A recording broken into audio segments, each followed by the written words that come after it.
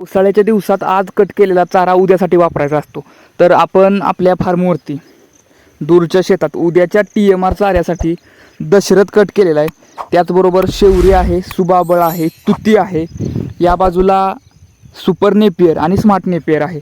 आत्ता आपल्या फार्मवरती लहान मोठे 10 प्राणी आहेत.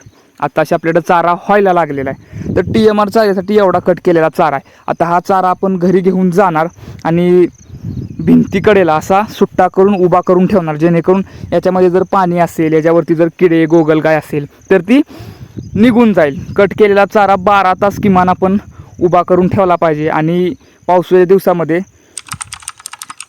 उभ्या पावसात कट केलेला चारा किमान 8 ते 10 तास आपल्याला सुकून दिला पाहिजे उभा, म्हणजे ज्यामध्ये कोणतेही कीटक वगैरे येणार नाहीत. तर चारा कट करताना आपण प्रत्येक मुठी झाडून ठेवलेली आहे आणि तरीही आता हा चारा 8 ते 10 तास आपण फार्ममध्ये नेऊन उभा करणार.